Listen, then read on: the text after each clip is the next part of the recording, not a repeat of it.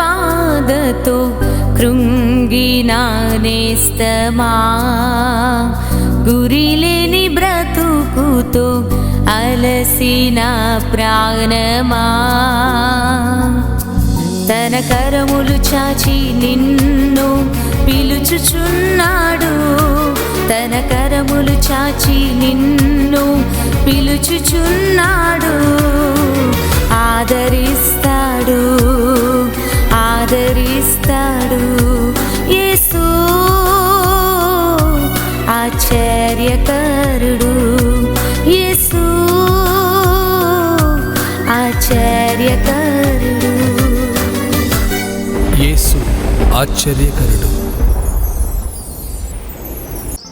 Praise the lord. యేసు ఆశ్చర్యకరుడు అనుదిన వాగ్దానం. బాగున్నారా దేవుని ప్రజలరా? దేవుని కృప మీకు తోడయండి. ప్రభు మిమ్మల్ని నడిపించాలని దేవుని సన్నిధిలో మీ కొరకు ప్రార్థన చేస్తూ ఉన్నాం.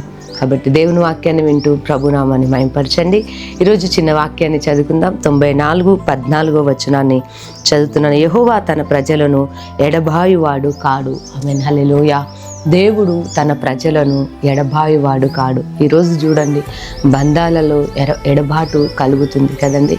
భార్యను విడిచిపెట్టి భర్త వెళ్ళిపోతున్నాడు, తల్లిదండ్రులను విడిచిపెట్టి పిల్లలు వెళ్ళిపోతున్నాడు, అన్నదమ్ముల మధ్యలో, రక్త సంబంధికుల మధ్యలో, బంధువుల మధ్యలో, స్నేహితుల మధ్యలో ఆ ఎడబాటు అనేది కనబడుతుంది. ఎందుకంటే ఎవరి స్వార్థం వారికి పెరిగిపోయి ఆ బంధాలలో వారు నిలబడకుండా ఎడబాటు చూపిస్తున్నారు. కానీ దేవుడు ఎంత గొప్పవాడు అంటే ఆయననంట తన బిడ్డని, తన ప్రజలను ఎన్నడూ కూడా ఆయన ఎడబాయడు అంట. అంటే ఆయన తన ప్రజలను ఎడబాయువాడు కాడు. ఆమేన్, హల్లెలూయా. ఎప్పుడు కూడా దేవుడు తన బిడ్డల్ని విడిచిపెట్టడు, తన ప్రజల్ని విడిచిపెట్టడు.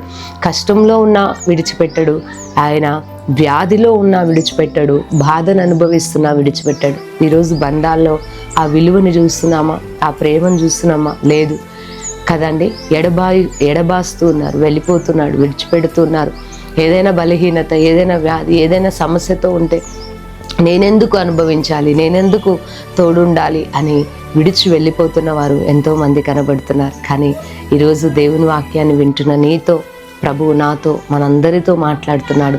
ఆయన ఎడబాయువాడు కాడు.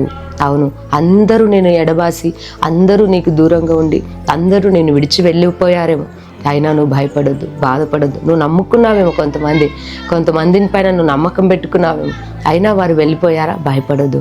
ఎందుకో తెలుసా? నీవు నమ్మిన దేవుడు అంతం వరకు, ముదిమి వచ్చే వరకు ఆయన నిన్ను ఎడబాయక నిన్ను కాపాడబోతున్నాడు, నీ కుటుంబాన్ని కాపాడబోతున్నాడు. కాబట్టి మాట నమ్మి ప్రభుని స్తుతించండి. అయ్యా, నీవు నాతో ఉన్నావు చాలయ్యా, నీవు నన్ను ఎడబాయట్లేదయ్యా, నీకు వందనాలు, నాతో నీవున్నందుకు నీకు స్తోత్రాలని ప్రభుని స్తుతించండి. ఎందుకంటే దేవుడు ఒక్కడే నమ్మదగిన వాడు. కాబట్టి ఆయన నీతో అంటున్నాడు, నాతో అంటున్నాడు, ఎడబాయువాడు కాడు, ఆయన విడిచిపెట్టడు. కాబట్టి మాట నమ్మి ప్రభుని స్తుతించు. ఏ పరిస్థితిలో కూడా దేవుడు నేను ఎడబాయడు, ఆయన నీతోనే ఉంటాడు, నేను నడిపిస్తాడు, నీకు సహాయపడతాడు.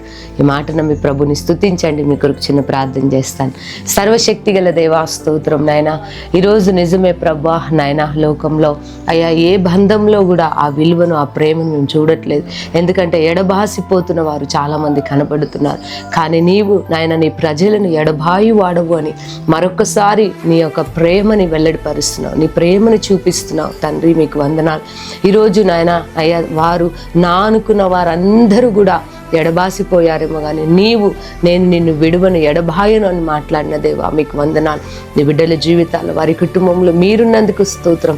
వారిని అంతం వరకు తోడుగా ఉండి నడిపించి వారి కష్టకాలములన్నిటినీ దాటింప చేయమని యేసు నామములో ప్రార్థిస్తున్నాను తండ్రి. ఆమెన్. దేవుడు మిమ్మల్ని దీవించును గాక.